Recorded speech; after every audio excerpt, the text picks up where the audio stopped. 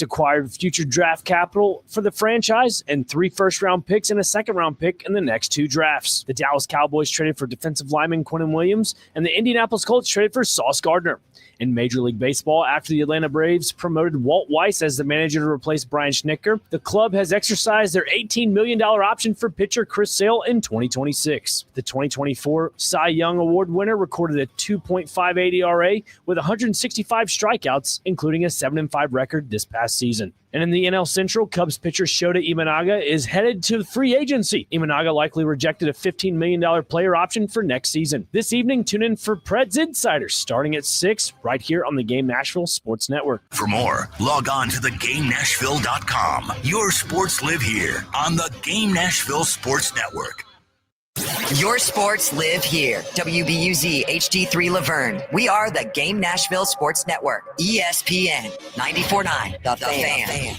30 years of the best sports talk in Middle Tennessee. It's the George Plaster Show, featuring Tennessee Sports Hall of Famers Kelly Holcomb and young gun Billy Derrick. And now, here's your host, George Plaster.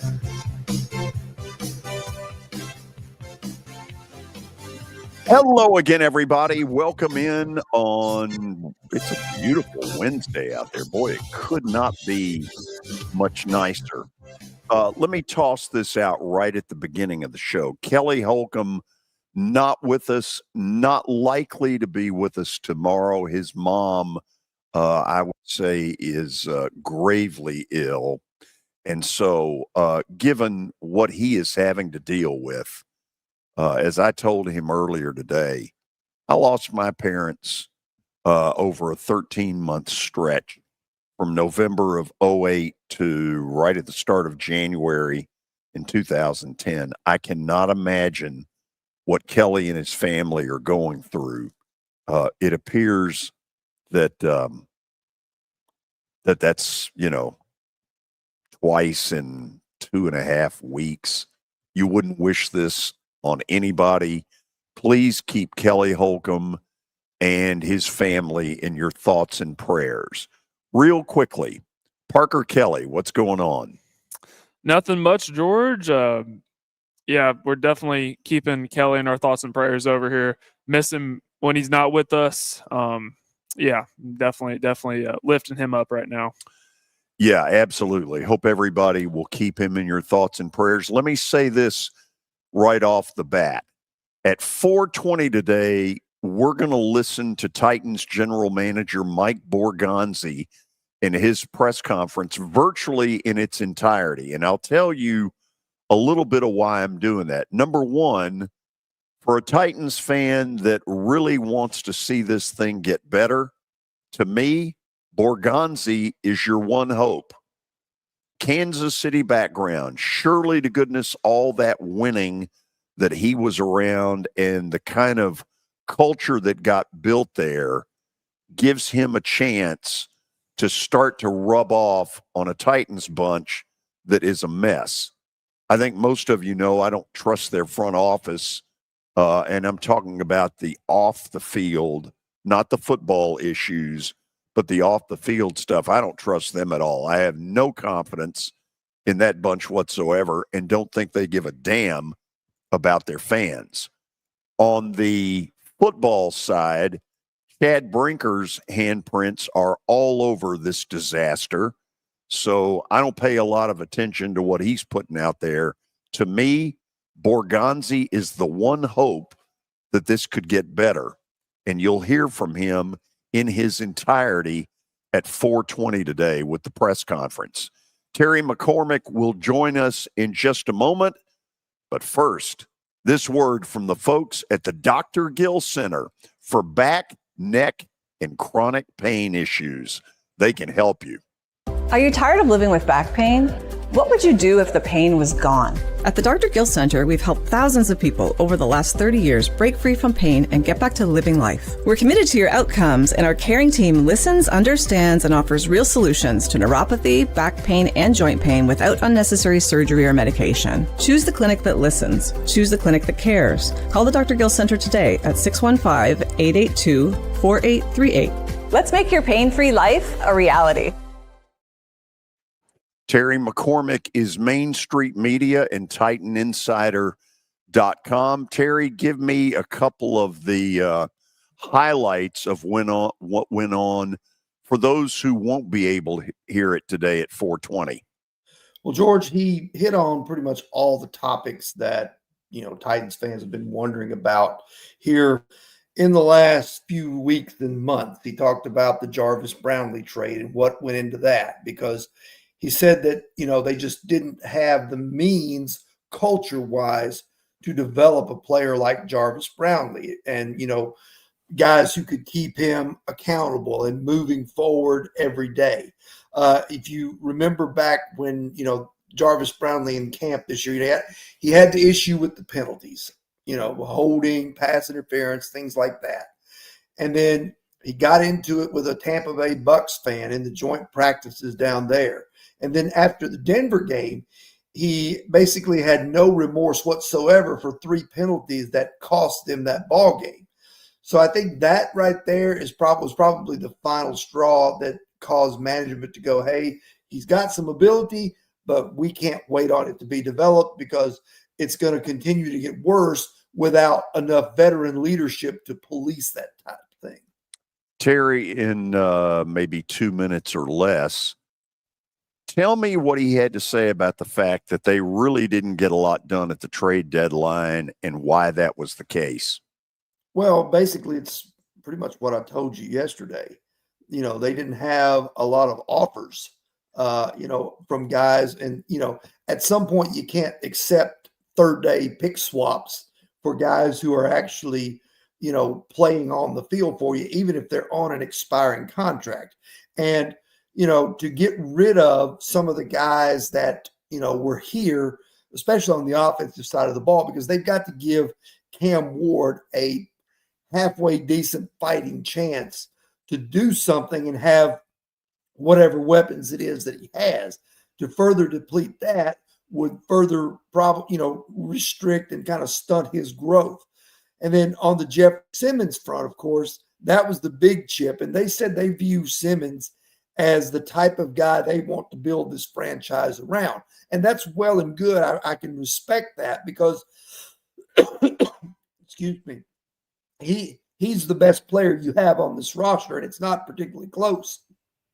But if it's going to take you 2 to 3 years to get this thing turned around, what's Jeffrey Simmons, what's his level of play going to be in 3 years? And then 2, in regards to that, every year you hold on to him, it's probably a diminishing return in what you could get if you decide to move on from him, if this thing still isn't getting better.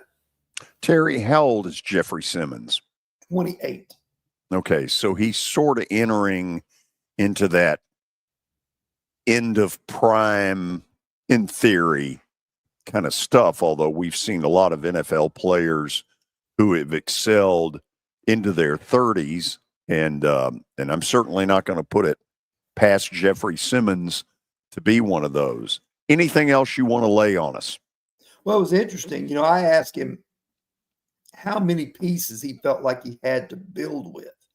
And I threw out a number 20, 15 in terms. My thought was, how many of these guys on this year's roster do you feel like need to be here next year while you build this roster? Are there 15 to 20 guys that you need back next year? And he took it a different direction, talking about pieces he can build with. And he said maybe 4 or 5. Good Lord. Whew. So he's confirming what we know. Yes. Dumpster fire. Terry, yes. Appreciate it as always. Thank you. All right. That's Terry McCormick's Daily Titans Update. He, of course, is Main Street Media, TitanInsider.com. I want you all to be able to get some of the flavor of exactly what it is that Mike Borgonzi laid out there today. So we're going to try to play virtually the entire press conference today, starting at 4:20. Parker, the floor is yours.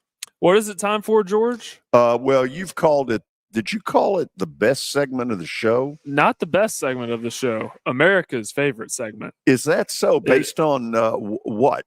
Just based on me. I just wanted to Give it a fancy title. Is that so? It is so. Okay, good luck. This is sponsored Good luck in by the profession. our football night in Nashville promotion. Join us out at Sports and Social in Green Hills Mall tomorrow night as the Las Vegas Raiders travel to Denver to take on the Broncos. So, George, the initial college football playoff rankings were released last night. Not a whole lot of surprises within the top 10. However, once you get outside of that 9-10 range, that's when things get a little interesting. Well, yeah, it's a little harder.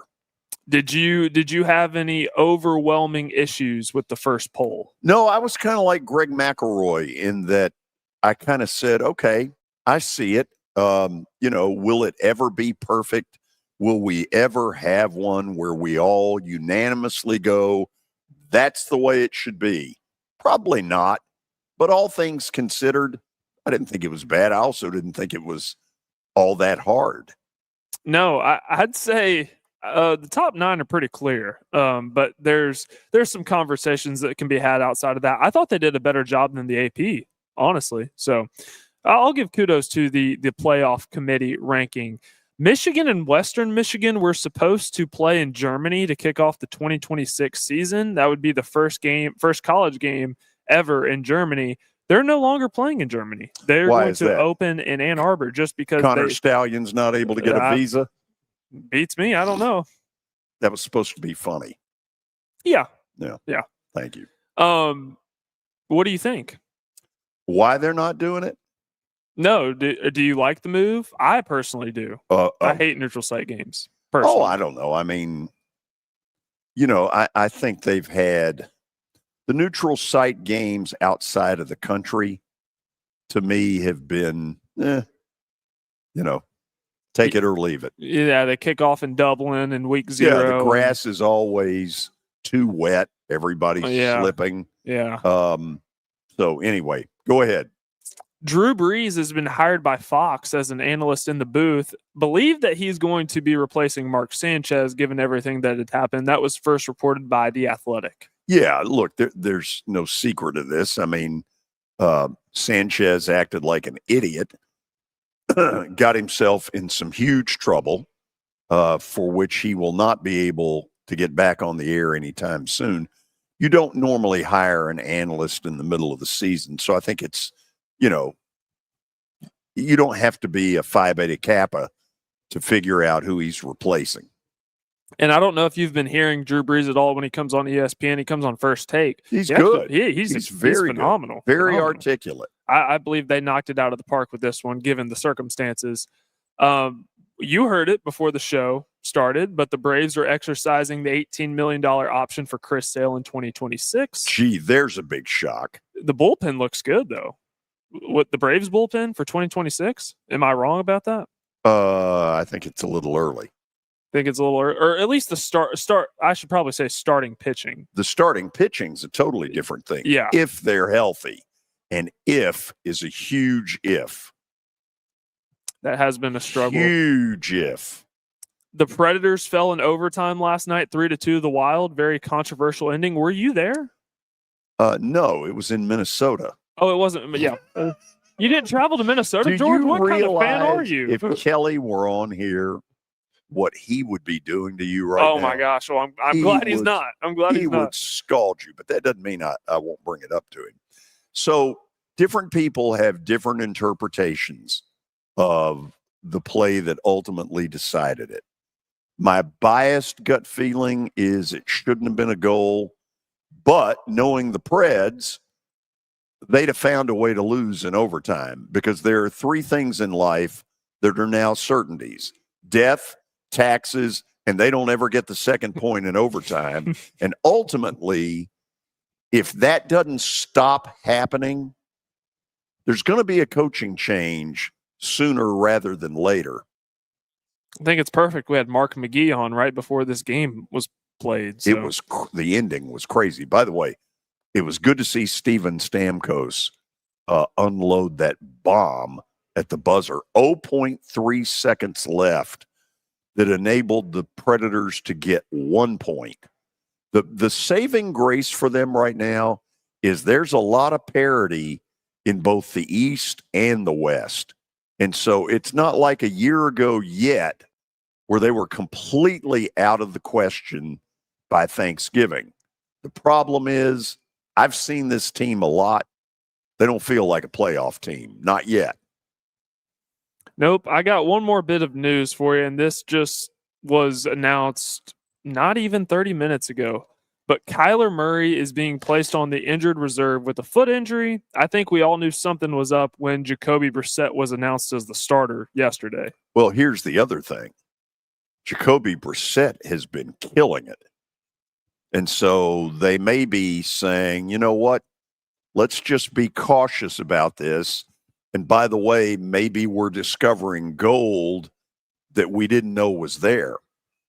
They did talk about on the Monday night broadcast how he fits the system a lot better than Kyler did. Well, Kyler probably doesn't fit any system because let's face it, he's an improviser. And his best stuff is when the play breaks down because he's faster than any human being going. Nobody in their right mind wants to spend a game chasing him. But that makes it really hard on offenses that are catch, 1, 2, 3, throw. That's not his best stuff. It is not. He's made a killing off of improvising on plays. Or here's a big word: improvisational. Improvisational. Look at that, George. Yeah. Look at that. Word wealth, baby. Yeah. That's all I had. That's it. That's it. Let me see if I've got anything. Nope, I do not. After the break, the hardest working man in Nashville sports, Mike Organ from the Tennessean, will join us. Then during the 4 o'clock hour, Vanderbilt football coach Clark Lee at 4 o'clock. And then you will hear virtually in its entirety Mike Borgonzi's press conference earlier today. I haven't heard it. I want to hear it. I hear it's pretty interesting. This is the George Plaster Show. When I got my first car, my dad told me, keep the gas tank full and my number on speed dial. Now parents are telling their kids, save 615-242-9000 just in case. I'm Blair Durham. If you or someone you love is in a wreck, call us. We're here to get you the money you deserve. A golf cart from Mikey's Motors is the perfect way to get around this summer. Whether you're going to the park, the pool, or the playground, do it in a brand new golf cart from Mikey's Motors, Franklin and Murfreesboro. Summertime fun in Tennessee. That's what we sell at Mikey's Motors. Come see how we roll.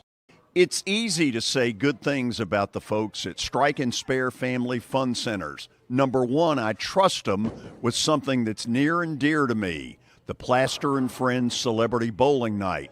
But more importantly, I see the fun people have. They enjoy the bowling. They enjoy the camaraderie, and you will too. Come by any of their locations and get ready to have some fun. At Wilson Bank and Trust, we believe you shouldn't have to choose between personal service and digital solutions. As your local independent bank, we're proud to offer the relationships and trusted service you expect, along with the tools and technology that keep you moving forward. So whether you're growing a business, buying a home, or planning for the future, we're here to help. Because this isn't just where we work, it's where we live too. Wilson Bank and Trust, here to get you there. Member FDIC. Are you looking for expert medical care in Nashville without leaving your home? Medical House Calls brings concierge-level health care directly to your door. Whether you need urgent attention, ongoing primary care, revitalizing IV therapy, or medically guided weight loss, our experienced providers are just a phone call away at 615-838-2375 or go online, medicalhousecalls.com. If you are paying too much for your health insurance, you know what? You need to contact the folks at Pancoast Benefits. Pancoast works with businesses and individuals to tackle the high cost of health insurance. Whether you're a business owner, large or small, self-employed, between jobs, or over the age of 65 and in need of a Medicare plan, Pancoast can help. They make understanding your benefits less difficult and more personal. So check them out today, pancoastbenefits.com, or call them at 5-292-3400. 5-292-3400.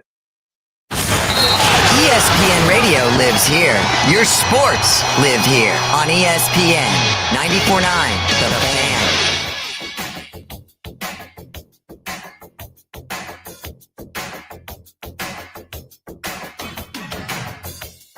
We are back. Over the last couple of days, you've heard me yapping about what will be the 5th annual Plaster and Friends Celebrity Bowling Night. And yes, we now have something on paper for you to see.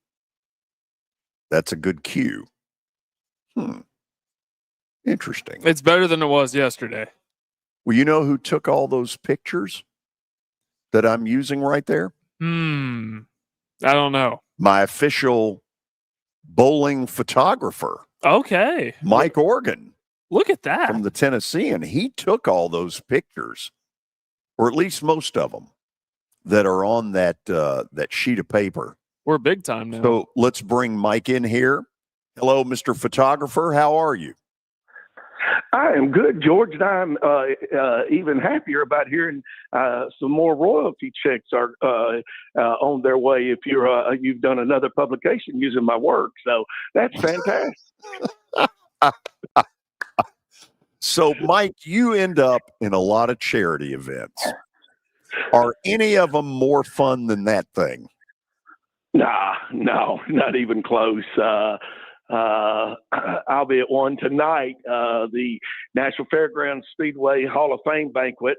They do some stuff for charity, and it'll be fun. And Billy Bob Thornton, I believe, will be there because Mark Colley is going in to Hall of Fame.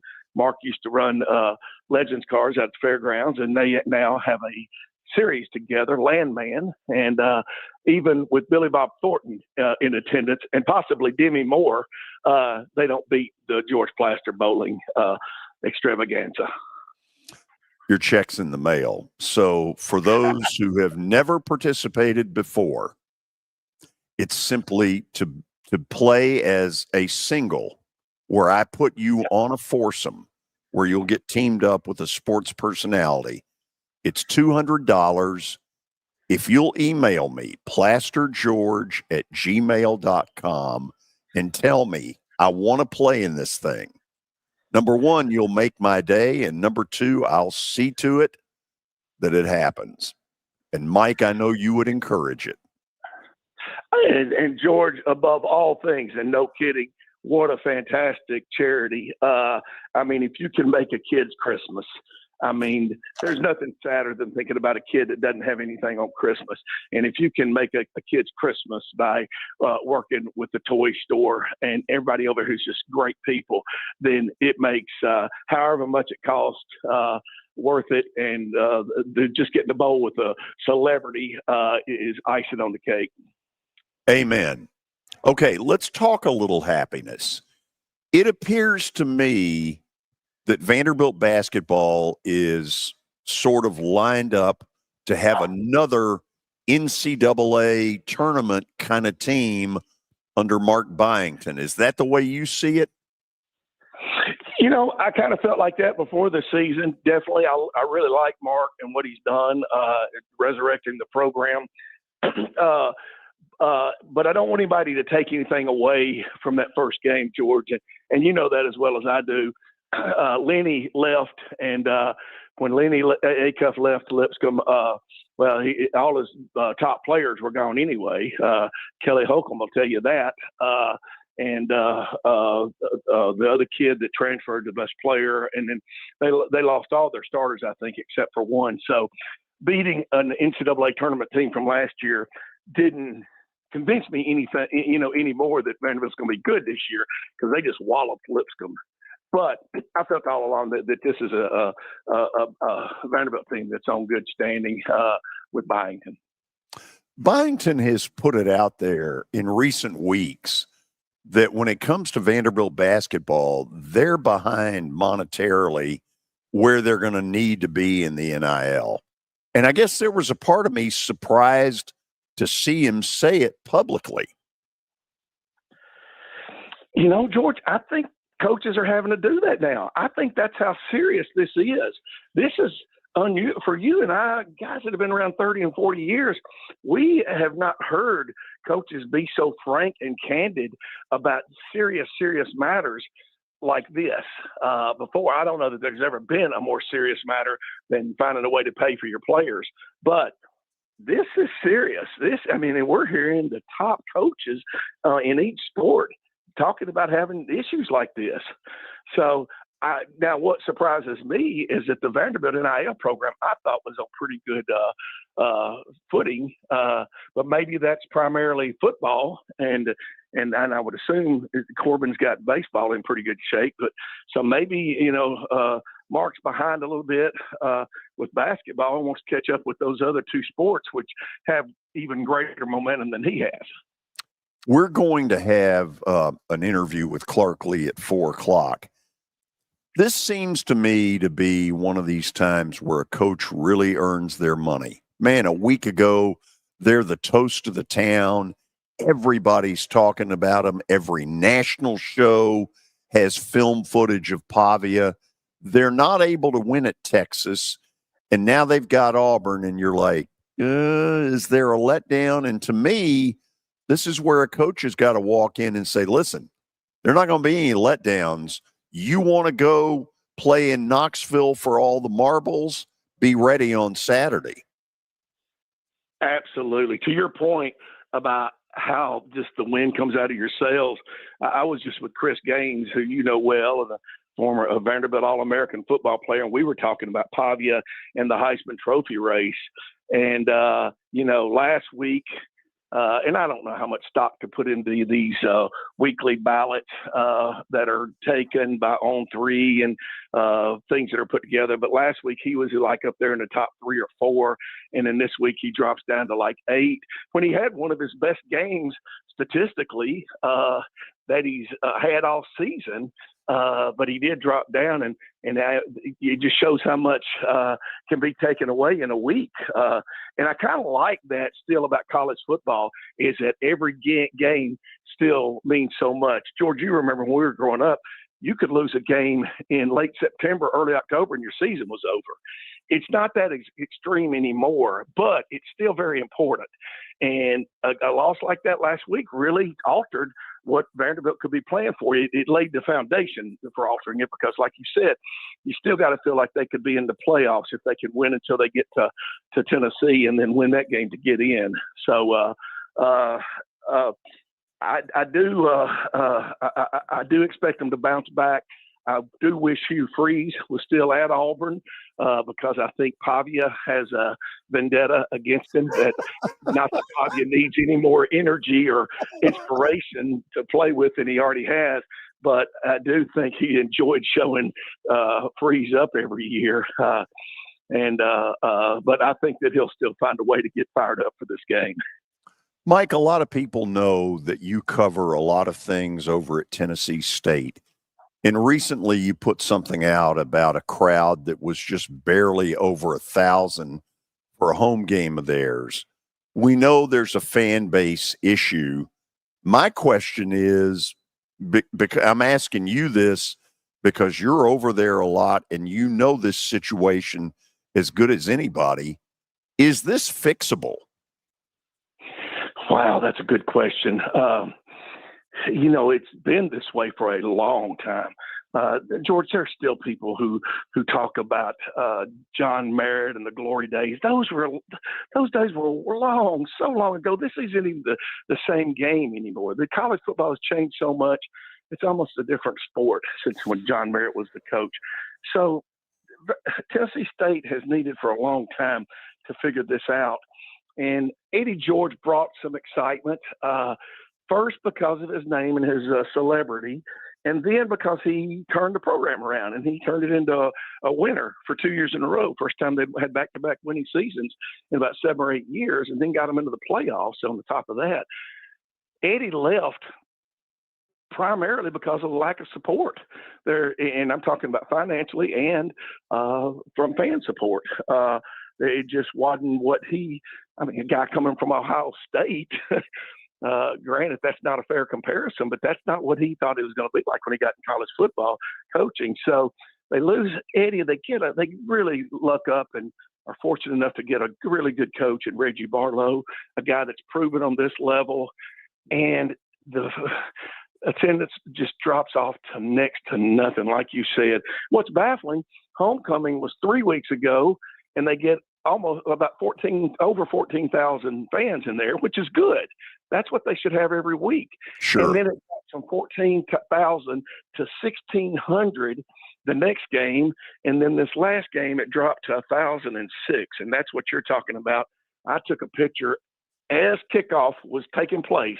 I took a video. You can see Lindenwood, the opponent, kicking the ball off, and I'm scanning the crowd or the lack of crowd because the stadium is almost empty. A 78,000 seat stadium with 1,000 people in it basically looks like a banquet room with 2 or 3 people in it, and it was embarrassing.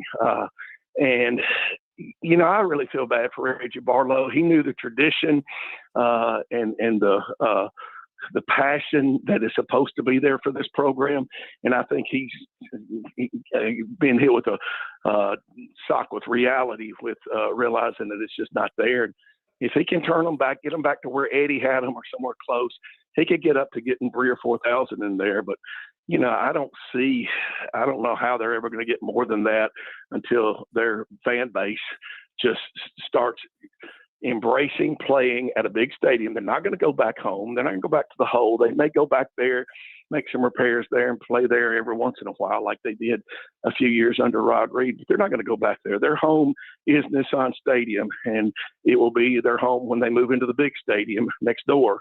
And it's going to be the same situation. Even though it's slightly smaller, it'll seat 60,000. Still, 1,000 is not going to look like much. Yeah, and I was by there a couple of days ago to look at the progress that's been made, and it's remarkable how far this thing has gone. So, does the Dome Stadium give them any help in recruiting, or is that offset by the fact there's nobody there? Yeah, it doesn't. That was the whole way. If you recall, that's the way it was sold to Tennessee State back in 1995 or 96. Tennessee State was due a new stadium. MTSU was getting a new one. A lot of the state schools were getting renovations, new stadiums or renovations, and Tennessee State definitely was due one at historic Hale Stadium. And the state kind of convinced Tennessee State to, hey, how about if we make this as much your home as it is as the Titans? We'll put equal signage up. We'll give you your own locker room. You can come here and take pictures and put it on the cover of your media guide. And, George, you and I both remember how big media guides used to be. Oh, gosh, yeah. Recruiting tools. And when you could take your seniors and sit them down in the middle of Nissan Stadium and take a picture of them and put that on the cover of the media guide, and then put pictures throughout the media guide of your team playing there, that was supposed to be a huge boost in recruiting. That never got legs. That never took off. No recruit never came because of the cover of the media guide being at Nissan Stadium. They did get their own facilities. They have their own locker room over there. They have signage. You know, it's not like they're playing at a visiting stadium. They put marks. The field is made up for Tennessee State each time they play, even if the Titans are playing the next day. The logos put at midfield and in the end zones, and the scoreboard has their name on it. But none of that has translated to what was expected as replacement for either rebuilding Hale Stadium or building a new stadium on campus. Mike, I'm sure you saw the news that came out in the preseason for MTSU that they were moving to one helmet with, you know, their typical blue and white jersey, and it's an NIL strategy in order to. A lot of these smaller schools have to find ways to kind of circumvent the new salary cap that's been introduced to college football. Has that been a successful strategy so far for MTSU? I know it's early, but how much has that given them an advantage through 4 months? Well, we haven't seen anything that has helped MTSU. Nothing MTSU has done this season you can point to and say, well, this was an improvement over last year. I will say I went on a tour of the new facility, beautiful athletic facility. It absolutely is.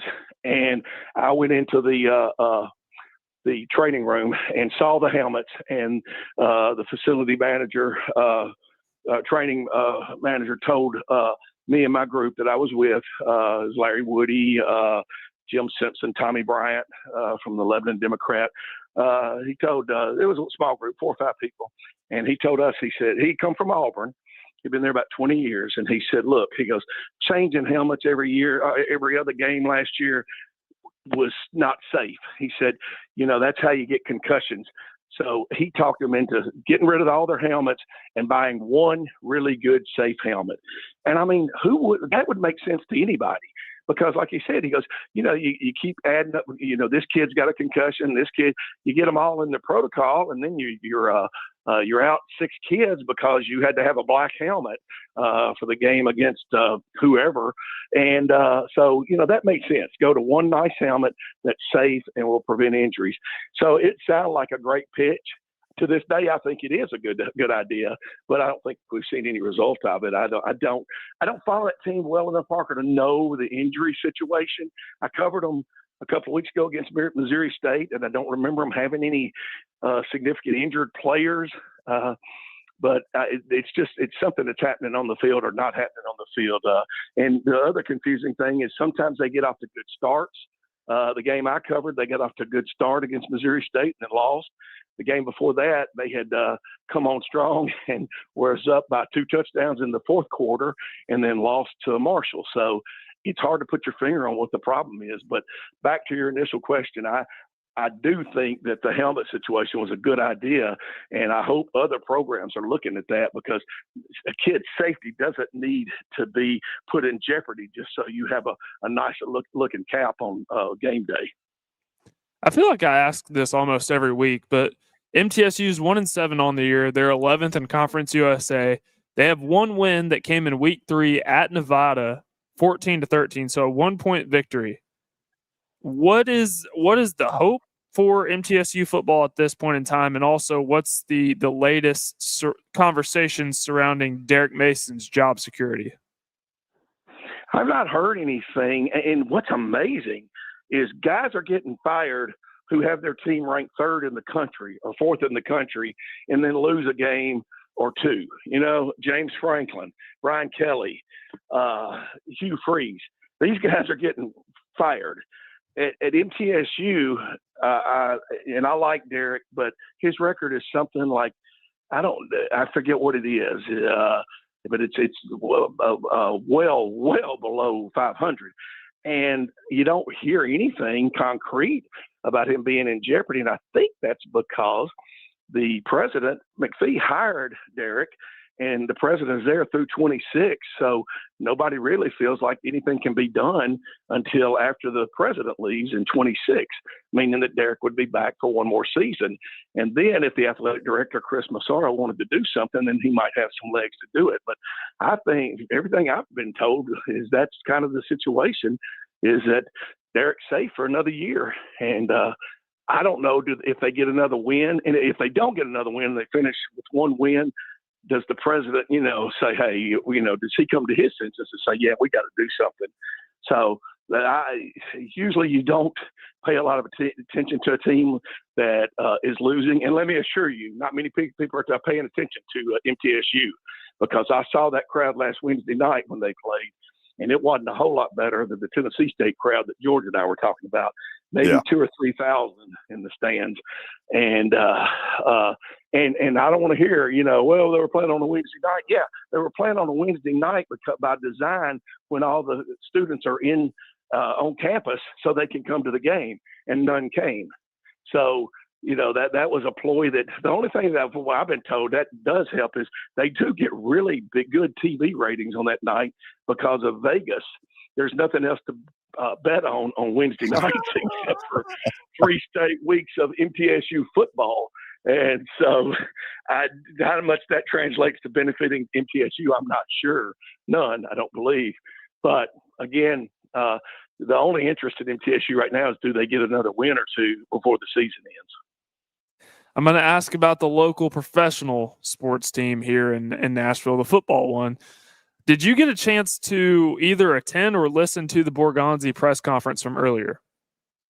No, I was working on some early. I've got that banquet I told you about at the start of the show here, and I'm trying to get some stuff done for the football for the weekend football season. So I have heard very little except for some interesting remarks that he made about Brownlee. I didn't. I'm looking forward to reading more about that or having you two guys tell me what in the world he's talking about. Be listening at 4:20. We're basically going to run the press conference in its entirety. Yeah, I'll do that because, I've got a couple hours before I head out, and I want to hear that. I heard the clip from him on Twitter a while ago, and wow, I mean, that was interesting, talking about the culture and not being able to develop a guy, not having time to develop a guy. And knowing Brownlee, I wouldn't be surprised if he doesn't come back with a retort on social media. He did when he got traded. Yeah, that would not be a surprise at all. Mike, good stuff as always. We'll do it again next Wednesday. All right, guys. Talk to you later. Bye-bye. Mike Organ is the hardest working man in Nashville sports. He is also the official photographer for the 5th annual Plaster and Friends Celebrity Bowling Night, the Monday after Thanksgiving, which is December the 1st. I don't do this very often, but given the fact that we're going to be running a bunch of stuff during the 4 o'clock hour, I'm going to open the phones. I can't remember the last time I did it during the 3 o'clock hour, but here's what I want. DJ, if you're out there, I feel terrible that when you tried to call yesterday, something went haywire and we never got you on. If you're listening, whatever it is you wanted to talk about, you call, I'll get you on first. The rest of you, I want to hear from some of you. What's on your mind? At 615-759-9949. Once again, 615-759-9949. Your phone calls are next, if they're available, on the George Plaster Show. When I got my first car, my dad told me, keep the gas tank full and my number on speed dial. Now parents are telling their kids, save 615-242-9000 just in case. I'm Blair Durham. If you or someone you love is in a wreck, call us. We're here to get you the money you deserve.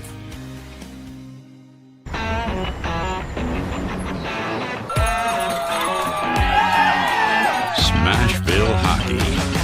Around here, it can sound like a language of its own. But hey, if you can pronounce Demumbrian, then names like Yossi, Shea, Marchessault will roll right off the tongue. Nashville Predators, only in Smashville. Sports and Social at Green Hills Mall is the new home for our Football Night in Nashville promotion. Their food is terrific. Their TV setup looks like a race and sports book in Vegas. And if you're a sports fan, you can't beat it. Starting September the 4th, we'll broadcast from Sports and Social every Thursday night. There's Pop-A-Shot, great football, and the chance to win a beautiful Mikey's Motors golf cart. See you at Sports and Social in Green Hills Mall. Venture Express has been helping people in this area for more than 40 years. They're headquartered in Murfreesboro with over 30 years of dedicated fleets involving production, manufacturing, and corrugated experiences. They're an asset-based company with over 700 tractors, 4,000 trailers, and 800 drivers. If you need their help, dial them up 615-793-9500 or log on to ventureexpress.com. Here's Officer Darren Hoskins for the Metro Nashville Police Department. the Metro Nashville Police Department is on the forefront of policing in this century, and I'm glad I'm a part of it. I'm glad I get to find other good officers, other future good officers. And if you're watching today, or you yourself or someone you happen to know is interested, join MNPD.com. Feel free to reach out to us because we need good officers, and it's a great city to work for. And has always had this dream, and we're very glad to have him. That's just going to be the start of many. If you want to be part of the Plaster Show advertising family, it's simple. Just email me, plastergeorge@gmail.com. Again, plastergeorge@gmail.com. We will fit your budget and your needs. It's the George Plaster Show. Your sports live here on 94.9 The Fan.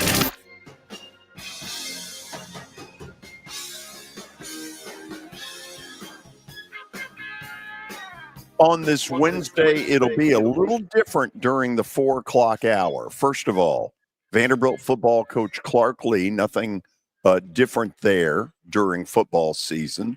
But at 4:20, we're going to run Titans general manager Mike Borgonzi's interview pretty much in its entirety. He apparently didn't pull any punches today about where they are and what they are.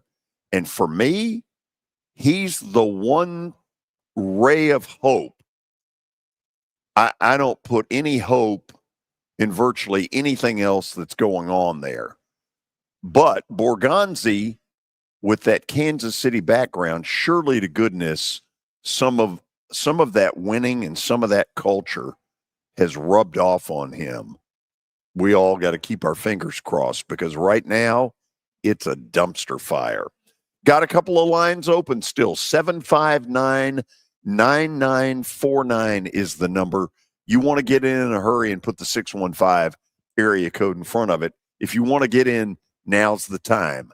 Eric on line 1, welcome. Hey, George, it's always a pleasure to talk to you guys.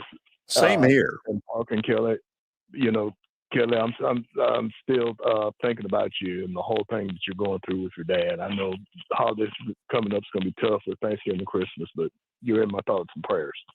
I know he'd appreciate he's not on with us today. My gut feeling is he won't be with us tomorrow either, although I can't swear to that. But anyway, I know he'd appreciate it.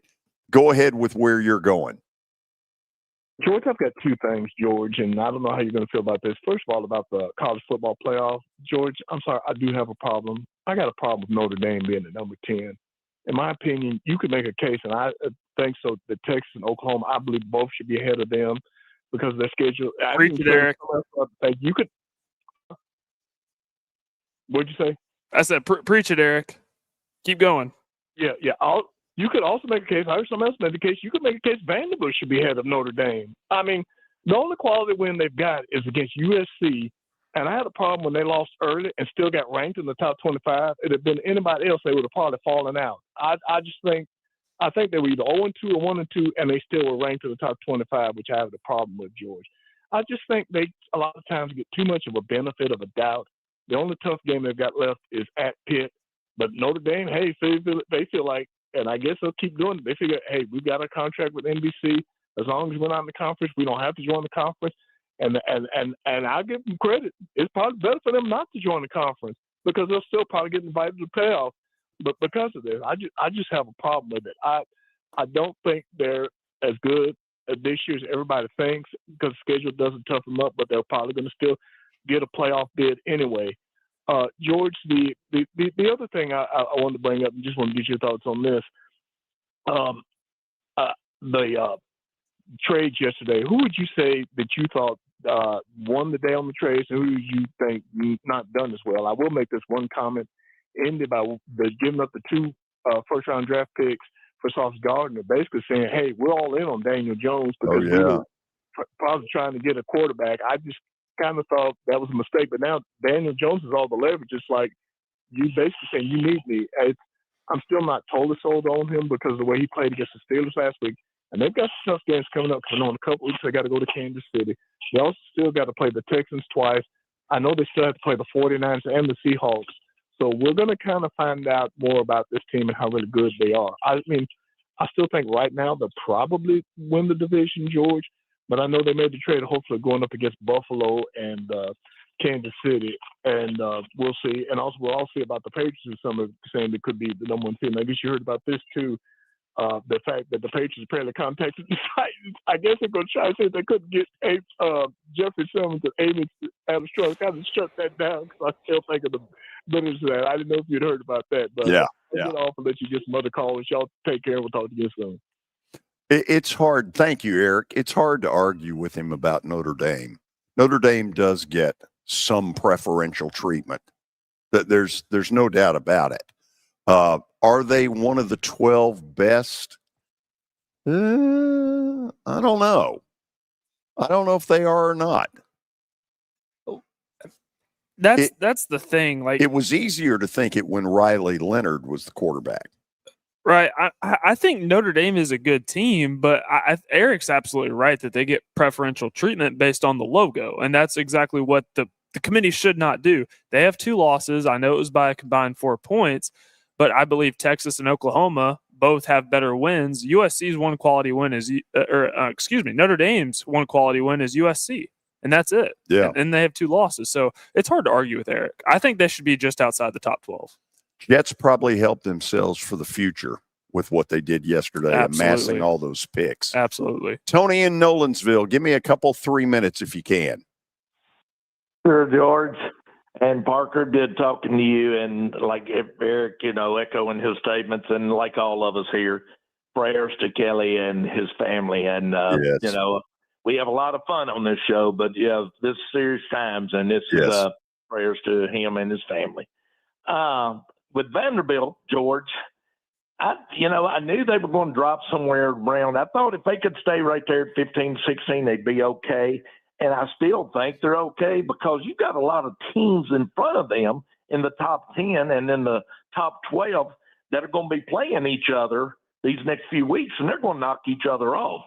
Yeah, I think up there, they've still got to, they've got to play A&M. Oklahoma's got to play, I believe, Alabama. Texas also has got to play Georgia. You've got a lot of teams that's got to knock each other off. Now, with that on the side of that, Vanderbilt's got to take care of their business against Auburn, against Kentucky, and a lot of people don't like it that Tennessee's ranked. But you know what? For Vanderbilt's sake, George, Parker, it's good that Tennessee is still ranked. If Tennessee is ranked when Vanderbilt goes and beats them, that'll be a notch, that'll be a feather in their hat.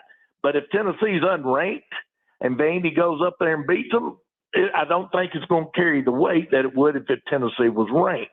So that's going to be, I think that's a positive right there that Tennessee is still in there. And at the same time, with these other schools going to play each other and knock each other off, I think Vandy can still get flirting with that 9 to 12 range, and that, puts them in the playoffs. Now, playing against Auburn this weekend, the secondary at Vanderbilt has got to play better. They've got to tackle, and Auburn has got some top receivers, and we've got to shut them down. And it's going to be really something to see if we can put points up against Auburn's defense. We've done talked about them this week. And it's going to be even more interesting to see if we can get the pass rush on Auburn's quarterbacks, who, Parker, you've watched them. They're terrible. And we've got to get to them. And I think that's going to be some keys to the game right there. So I'm going to let y'all talk about it and whatnot. And like I say, definitely, Kelly, your family and you are in our hearts and prayers. Thank you, George. Thank you. 3:00 Saturday. Looks like the rain will be out of here. A lot of rain scheduled for Friday, none on Saturday, supposedly. Jack in East Nashville. I got about 2 minutes. Do your best. George, when it comes to the Titans, I feel for the players and I feel for Mr. Borgonzi. They have, the management has done this. They've put themselves in a spot they're in. They bought the shovel, they dug the hole, they jumped in and pulled the dirt in behind them. So I really feel for them. And Mr. Borgonzi, I'm like you. I think that's a solid football guy that could do them some good if they'll stay out of his way. On the other hand, when I was watching him today, he had that look on his face like the man that married someone in the fall, goes to his first Thanksgiving, and finds out all of his in-laws are nuts. Oh, wow. He is not wrong. You know, and in the middle, you know, they got a payment for between $450 and $500 million from the league this year, and they're building a stadium I'll never be able to afford to go see a game in, like most of their regular fans that don't have seats for the steeplechase. So, you know, I watch the Patriots because I like Vrabel. I watch the Ravens so I can keep up with my favorite running back and some of the guys that used to be here. But as far as watching them, I'd rather watch paint dry. Well said. Jack, thank you. And you did it in right under time. Appreciate it. Thank you. You're welcome. Yeah. So, look, it's hard to disagree with anything he put out there. I like the fact that Borgonzi got to have a press conference today without Chad Brinker looking at him, telling him what to say, because that kind of crap needs to stop. I like the fact that today it was Borgonzi. You will hear that interview pretty much in its entirety at 4:20. And then before that, you'll hear from Vanderbilt football coach Clark Lee. So we got a busy 4 o'clock hour coming. What else is there to say other than to please stay with us, because I think you're going to want to hear what comes up in the 4 o'clock hour, right? 100%. Well done. Stay tuned. This is the George Plaster Show. Get the most out of Black Friday this year at Electronic Express. With the lowest prices of the season on appliances, TVs, computers, gaming, and more. We make it easy with free delivery and flexible payment options, like 24 months interest-free financing, or payments as low as $20 a week with no credit check. So you can save more and give more this season. Black Friday made easy. We've got that. Shop in-store or at electronicexpress.com.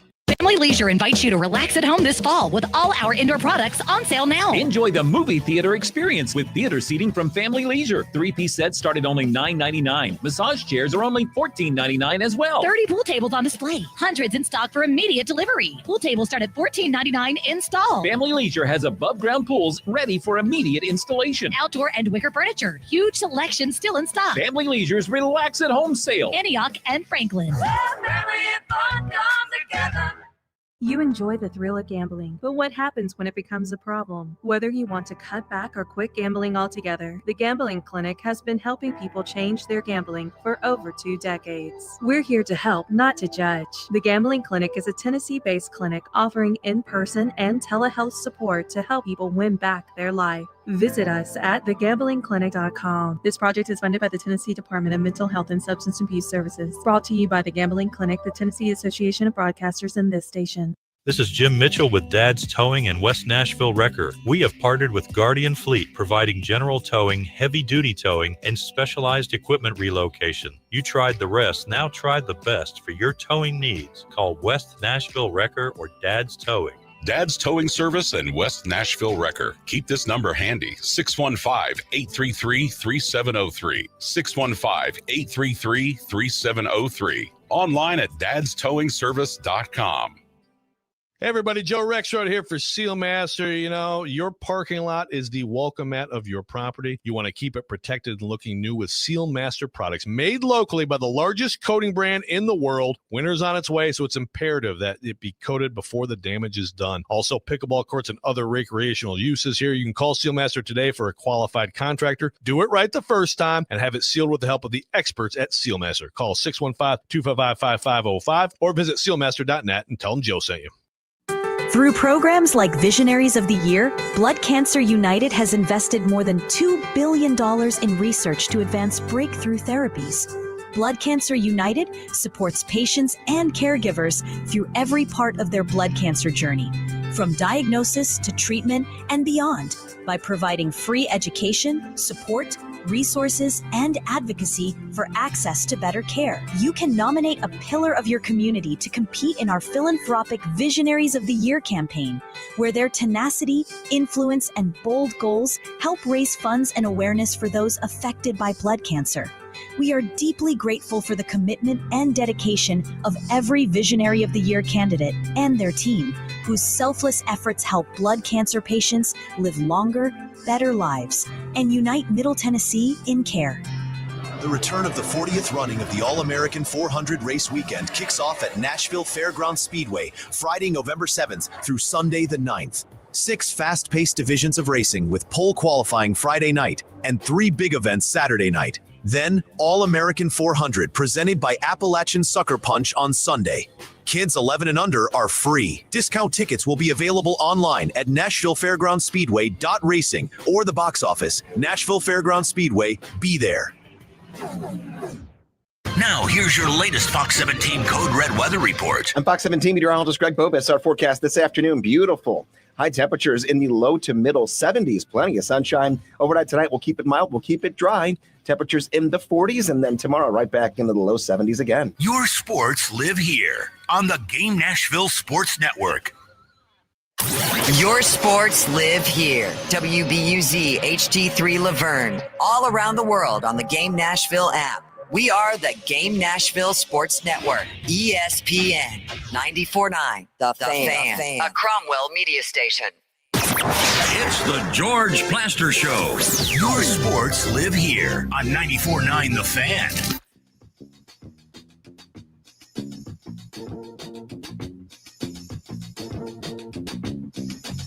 Time for our stat of the day, brought to you by Apple Collision Centers.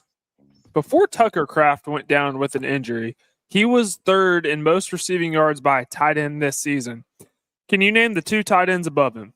I'm going to say one of them is Kincaid in Buffalo, because they do a brilliant job of using their tight ends. By the way, that's one of my little pet peeves on this franchise. They don't do squat with their tight ends. Chigakonkwo, 2 years ago, I thought was a pretty good tight end. Today, he might as well be in the witness protection program for as little as they use him. So I'm going to go Kincaid in Buffalo as one of them. And, oh, gosh. Trey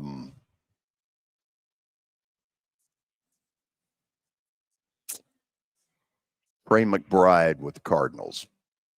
Those are my 2. Trey McBride and Dalton Kincaid. You ready for the answer? Yeah. I think I've got at least one of them. Oh, no. Tyler Warren and Travis Kelce. And, Warren's the kid from Penn State who had such a great senior year at Penn State. Yep. I just assumed Kelce was not being thrown to as much. By the way, Brock Bowers had a big breakout game on Sunday. Yeah, and that was his first game back from injury as well. Yeah.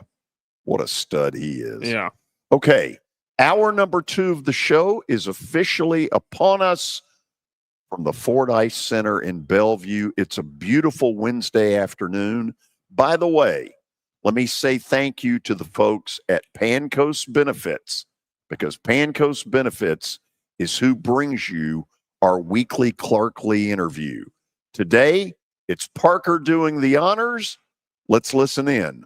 Clark, I know it's not necessarily fun to recap losses, and I'm not going to spend too much time on the Texas loss, but I just wanted your general overarching from a 50,000 point view, the loss to Texas. What are some things that you liked from your team that you can kind of build off of? And for lack of a better term, what are things that you don't ever want to see again from the loss?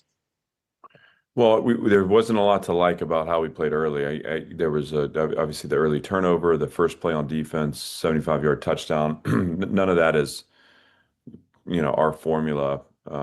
So, a lot to address that way. I felt like we were a little flat coming out, and we played against a really good team on the road that was ready to play. And I've challenged our team, just never again, may it be said, that the opponent wants it more than Vanderbilt football does, or plays with more passion than Vanderbilt football does. Now, that said, this group believes in who we are and never quit, and found a way to scratch and claw their way back in the game. I was certain that if we recovered that onside kick, we're going to score and we're going to win it. So I think there's a lot to be said about the psychological toughness of our team, and we can pull the momentum from the end of that game and pull it forward. We can also have confidence in the fact that no matter what the conditions of the game are, we have the ability to battle back. The challenge ahead of us is to play a complete 4-quarter game, and that's been what we've talked about to this point this week.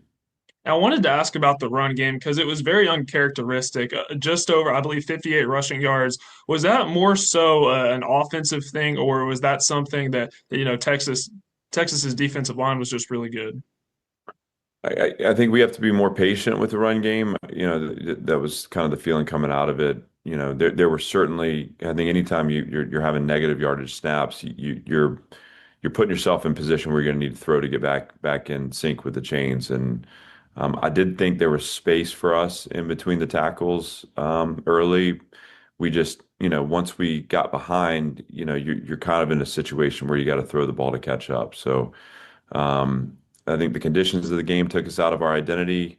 I think some of the negative yardage snaps put us in situations where we were trying to fight back to get in rhythm with the chains, and all that comes down to our lack of rushing output for a team that really wants to run to win. And this will be a good defense we're playing on Saturday, so they're pretty stout against the run as well. We're going to need to be patient and stay committed to that run game, because that's going to be a big part of us being able to separate late. And you brought up the second half comeback, and obviously no team wants to get off to a slow start, and the conditions warranted that you throw the ball more in the second half. You scored 21 points in the fourth quarter, and for anybody watching that game, after the first half, it would have been easy for you just to lie down and quit, but you didn't. So obviously you got to like that aspect of the team. Well, I think at this point, we're over 300 days together on this journey, and there's no quit in this group. We it's a prideful group of people that believe in what we're doing, and I'm not surprised by their effort. I think disappointed by the way we showed up and disappointed by the way we started, but I've got a ton of respect for our players and our staff, and so we're going to keep fighting. That's a signature of Vanderbilt football. Now we need to clean up how we start the game, and here at the end of the season, there's not an easy one on our schedule. Playing in this league week in, week out, you have to be at your best. That means it's got to be a 4-quarter effort. A year ago against Auburn, it took all 4 quarters and everything we had to win the game on the road. I expect the same Saturday.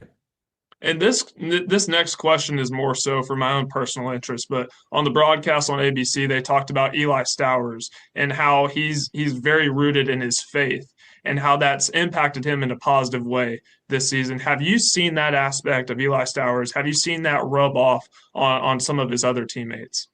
Oh yeah, he's a spiritual leader on our team. I mean, his faith is very important to him. He lives it, so it's not something he just talks about. I mean, it's ever present with him. And I think in so many ways, he's been really kind of a stable force in our locker room that way. And for sure, guys are drawn to him and drawn to his message, and he's helped other guys out in their faith journeys. And so, we're grateful for Eli for everything he does. I mean, he's obviously an exceptional football player, but he's a better person, and he's a guy that is deeply rooted in his faith and cares about the people that are around him. And so he's done a lot of good for our program.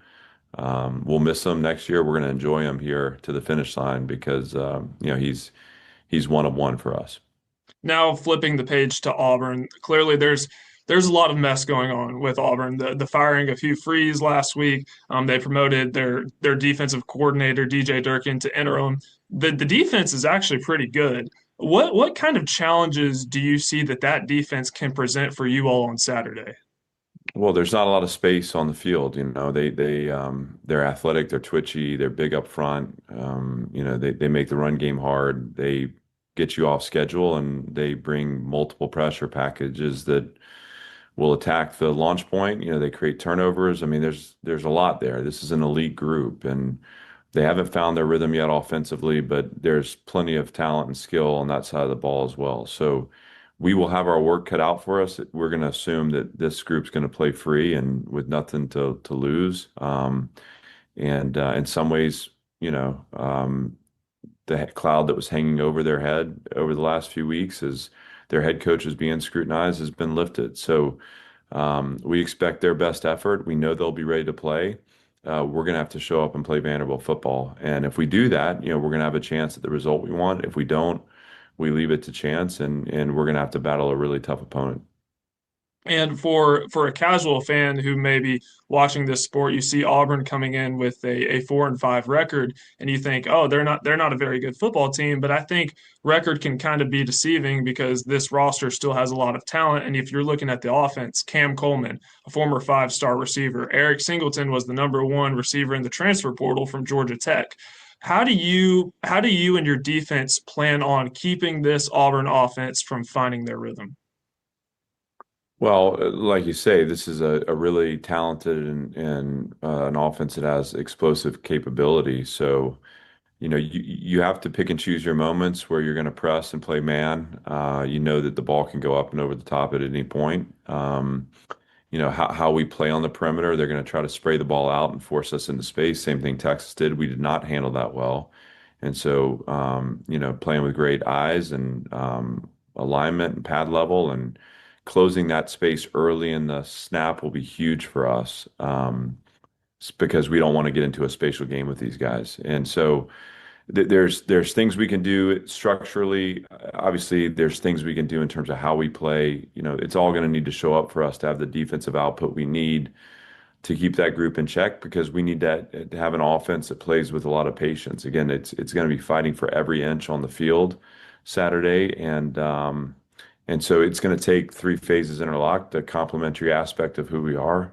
But certainly we expect the defense to hold the line, and we will be challenged by the level of skill on that field.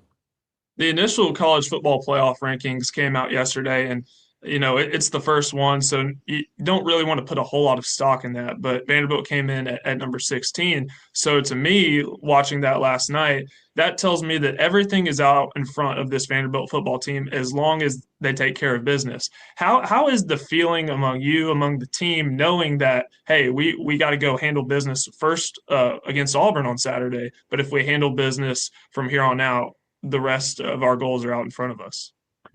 Well, we talk about that, but we don't talk about it around the rankings specifically. I mean, I think our understanding is, for us to get where we want to go, we need to win, and we've put ourselves in a position where we've almost entered the playoffs, a little early here, where, it's every week, it's going to be everything at stake. So, independent of the rankings that came out, because those things don't really impact us at all. This is about a group of guys that set a course over 300 days ago to be in the position that we're in right now. And it's about a group that needs to be galvanized and focused and in total pursuit of what we want. And that's a chance to prove it all the way into January. So this comes down to one game. It's one climb at a time. This week it's Auburn. They're going to present challenges to us that we will be tested, and we need to be prepared on the front end, but also we need to be able to adjust and adapt and respond the right way on Saturday, because it won't be a perfect game. This is going to be one that is going to be back and forth. It's going to be tough, and we need to be a tough and disciplined team and a team of belief, which is what we are, but that needs to show up for us on Saturday. I think, and this will be my last one for you, but I think the dynamic in college football is so interesting because when teams all this noise starts to flood in, you have 2 options. You can either bottle that up and use it for good, or you can crumble. For your team, I'd say that so far, you guys have done a great job of bottling that up and going and taking care of business for the most part. But how do you find that balance with your team on a weekly basis? We just, we're in a process right now. We're in routine. We don't deviate from that. So, the context doesn't actually impact the way we go about our approach. Now, last week's climb absolutely impacts this week's climb, not because we're taking the result into this week, but we're taking the learning into this week. So it's important that we spend time on that we unpack it, that we apply it. But it's just, at this point, the year is so rhythmic. We know exactly what we're going to be doing Sunday, exactly what we're doing Tuesday, exactly what we're doing Wednesday. Those things don't change, and there's peace in that for us. So even as there's external noise, even as the kind of the waves can crash around you, we're insulated by our process. We find comfort in our routines, and I think that's what's allowed us to be consistent to this point this year. Absolutely. Clark, thank you so much for your time. Best of luck versus Auburn on Saturday. Hey, great to be with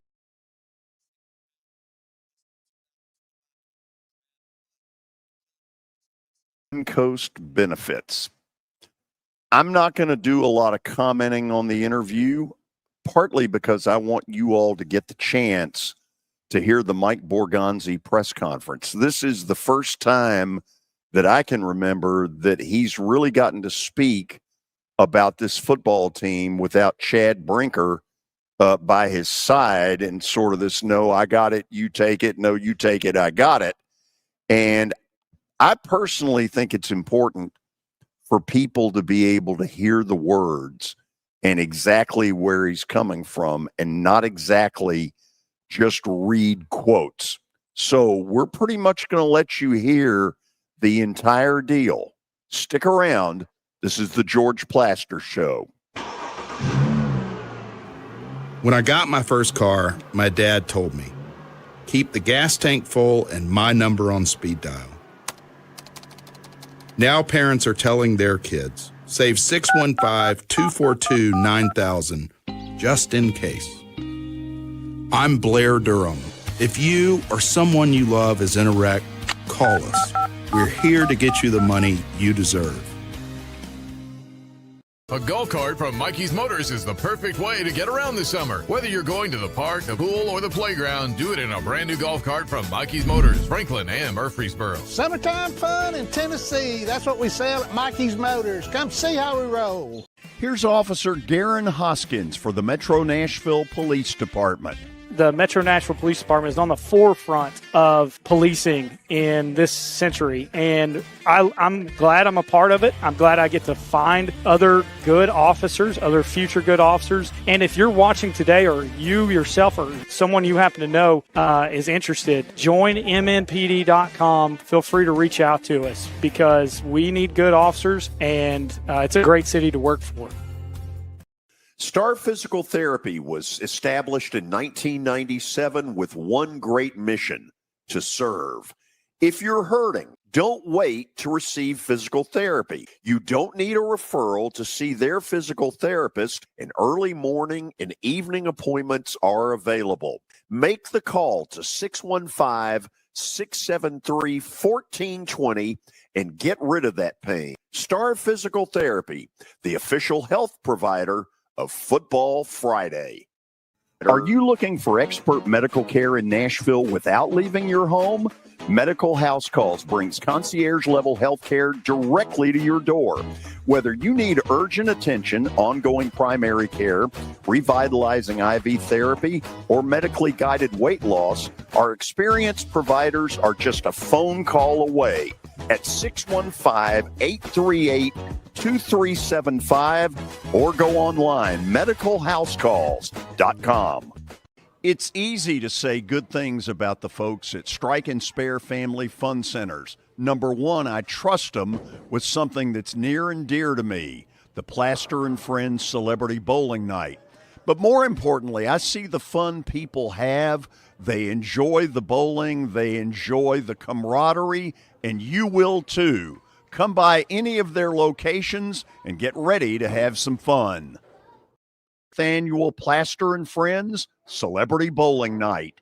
ESPN Radio lives here. Your sports live here on ESPN 94.9 The Fan.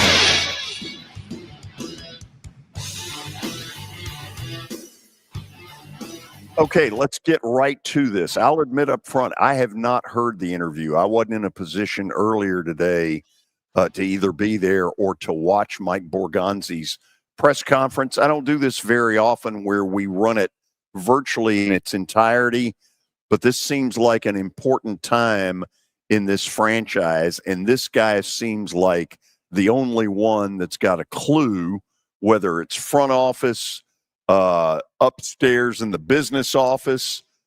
I'm giving him all the benefit of the doubt based on where he came from, Kansas City.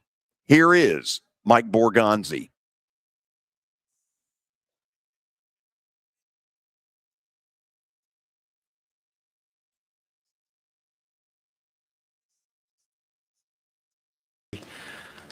Just to really talk about, the roster right now, take you into a little bit of the insight in terms of the decisions we've made, and just about the team in general. And right now, the results aren't good enough right now, and we understand that. And we understand the frustration, with the fan base, and we know that we have to earn back the trust of this fan base. One of the things that was, really appealing to me when I took this job was the passion that this fan base has. Coming in here as an opposing team, you could feel that passion, that it meant something to the community, to families here. And I always said, if I'm going to go somewhere, I want to make it impactful. And it's great to be in a place where people care about the team. And I've been here, close to a year now. I have young kids, they're in school. I've got to meet a lot of people in the community. And I feel their passion and I feel their frustration right now. And but we are doing everything possible right now to get this right and to fix it. And we will. I believe we will at the end of the day. And with all the negativity that comes along with losing, it's hard to see any positive signs. But there are positive signs. I want to really thank the coaches right now and the players for their work ethic every day and energy that they come in with every day to get better here, despite the losing. I've been around places where we're having a tough season like this, and it's hard to come to work. And I don't feel that here. And I think the coaches, let's be real, this is a tough situation for them right now. They moved their families here. They want to come here to win. And, we haven't done that yet.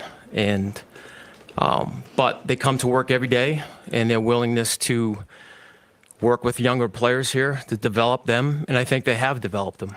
I want to highlight the rookie class that we have. I think it's a special class. I really do. And not just because I was a GM who picked these players, but I do feel like it's a special class, and it's a class that we can build upon. They represent everything that we want in a Titan. From day one, they stepped in this building. Their work ethic, their passion, their drive to get better, and they are getting better right in front of our eyes. And they're all playing, and they're developing. And that's going to help us through the next 8 games here and into the future. Another thing is we have this player development program that we started here. And it's really the best I've seen. And it's been spearheaded by Dave Ziegler and Bryce Wasserman. And they work with all different departments in the building to help these players develop on the field, off the field. So those are the real positive things that I see here, despite the losing, which causes a lot of negativity. I understand that. I just want to take you into some of the roster decisions, a little bit of insight on some of the trades that we made. We are in constant evaluation mode here, with players, with staff. And that comes, with players, it might be talent, it might be scheme fit, it might be culture fit. And, word culture gets thrown around there a lot. So what do you mean by that? Well, it's the habits that we want to have with our players to create a winning culture here. It's the team first mentality. It's the accountability piece. It's the attention to detail piece. It's their willingness to work and get better every day. So that's what we're looking for when we're evaluating these players. And I know the first trade we made with Jarvis Brownlee was I'm aware of it. It was controversial around here because he's a young player that was ascending, and you're evaluating the fit. And without getting into a lot of details, I like Jarvis, and I think he's going to be a really good player in this league. We don't have the culture right now sometimes to help guys develop right now. And, we thought at the time, just some of the habits weren't conducive to building the culture right now. And I know it's hard to understand because he was a young player, and I wish Jarvis nothing but the best. The Roger McCreary trade, Roger. Teammates loved him. You could tell they loved him. Roger's a good player. It's part of the strategy when you're looking at the roster and evaluating the market in terms of, he's in an expiring contract and what's it going to look like next year. And that's the piece when you draft and develop players too, that you have guys coming in here. It had nothing to do with, because I didn't draft Roger. It has nothing to do with that. We found there was some interest with Roger, and it happened to be the Rams, who had owned our 5th round pick from a prior trade. And so we thought that was good value for us. We were at in the draft, we were missing that 5th round pick. So we had a 4th round pick, which was at the beginning of the 4th. And then we had our 6th round pick, which was the beginning of the 6th. So that's about an 80 spot move if the draft had happened that day. So we thought that was good value, really just getting that pick back, and that's the reason why we did it. Draymond Jones, love Draymond. He was really coming on here the last 4 or 5 games, and I think that's why a lot of teams had called on him. And we weren't looking to move on from Draymond right now, but we also have to think about the future of this program and where we're at. And we had a chance to acquire a pick that from Baltimore that could be a high pick in the 5th and potentially could turn into a 4th round pick. So let's hope the Ravens go to the playoffs and Draymond has 2 more sacks and we can get a 4th round pick out of it. That's what the conditions were there. And just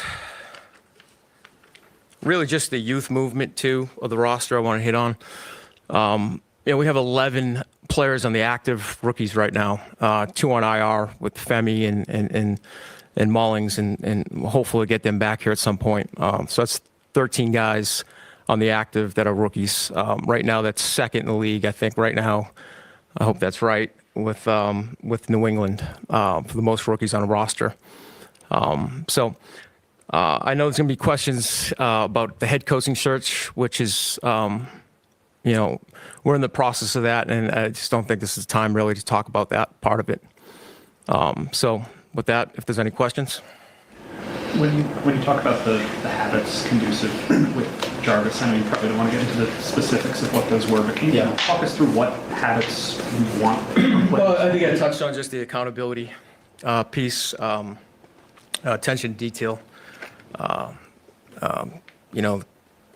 the willingness to get better every day. And so I don't want to specifically touch on that because Jarvis is a great kid, and I wish nothing but success for him. When you say that there are some times that you can't teach that culture with the program you have now. Yeah, that's hard to explain sometimes with the culture in the locker room. When you have a standard in the locker room at some point, when you're winning a lot of games, when you bring a player in, they know exactly what they need to do, or they know they won't be there very long.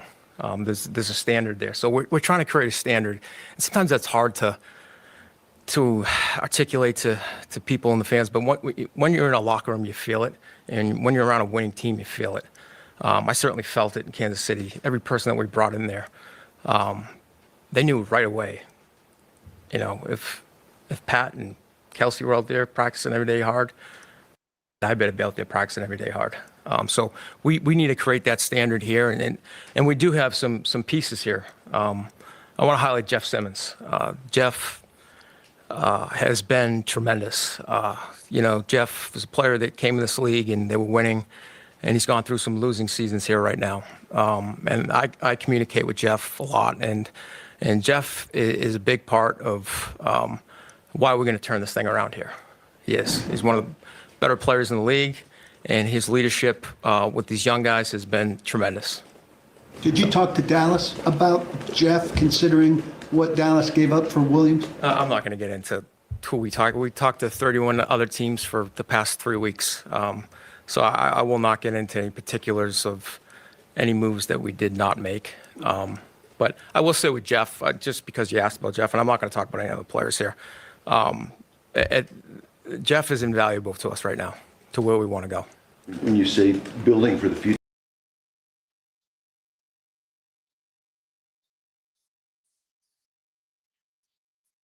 Okay, we will stop the interview or the press conference right there for the moment. We'll go to the break, and then we'll let you hear more from Titans general manager Mike Borgonzi. This is the George Plaster Show. When I got my first car, my dad told me, keep the gas tank full and my number on speed dial. Now parents are telling their kids, save 615-242-9000 just in case. I'm Blair Durham. If you or someone you love is in a wreck, call us. We're here to get you the money you deserve. Number on speed. Sports and Social at Green Hills Mall is the new home for our Football Night in Nashville promotion. Their food is terrific. Their TV setup looks like a race and sports book in Vegas. And if you're a sports fan, you can't beat it. Starting September the 4th, we'll broadcast from Sports and Social every Thursday night. There's Pop-A-Shot, great football, and the chance to win a beautiful Mikey's Motors golf cart. See you at Sports and Social in Green Hills Mall. Kind of dominated. As the trusted premier custom home builder in Middle Tennessee, Donnelly Timmons has over 20 years of experience in the industry.